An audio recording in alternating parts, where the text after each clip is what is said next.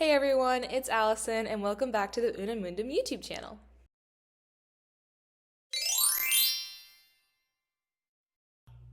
Today I'm going to be doing a quick overview of MLA citations, so I'm going to teach you how to format your works cited page and also how to make in-text citations.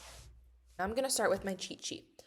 So this is going to be linked in our description of the video if you want to go check it out and make a copy and keep it in your English folder or something. So first, for your works cited citation, you're going to want to have your citation in this order. So author, article title, container title, version, number, publisher, publication date, location. So this is an example one. I just pulled this off the internet, but you can see it has all of these things in it that you're going to want to use.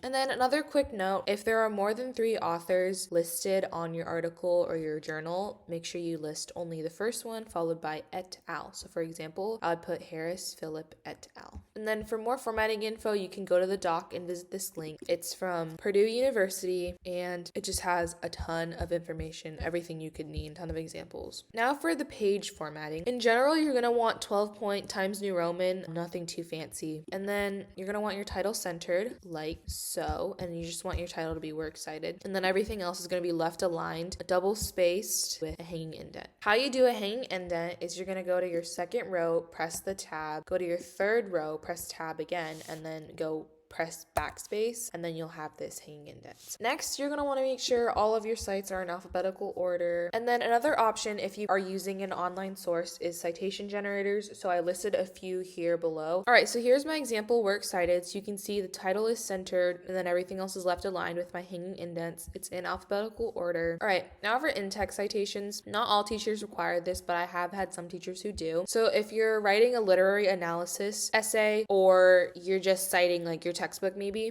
you're going to put the author's last name and then the page number that you found it on. So in this example here, if I was using a quote from page 59 of this book by Harper Lee, then my citation would say Lee 59. So here you can say in the text it says, and then I would put my quote, and then I put my explanation, and then my citation, and then the period goes afterward. If you're citing an article, you're going to want to put your author's last name, and if there's no authors listed, then you're going to put the article title in quotation marks in your parentheses. So here you can see this is what it looks like in my works cited. The author's last name is Alvarez, so then when I'm writing my information, I would just put Alvarez at the end. And then if I'm using an article that has no authors listed, so like this one for example, this is what my citation looked like. There's just a title, so then I would just put the title in my cite. And another thing is if the title is too long, you can use ellipses, which is a dot, just have the important words from the title, or just the first and last.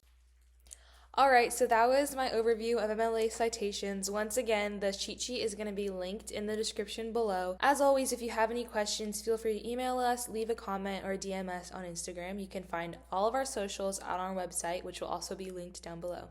Thanks for watching!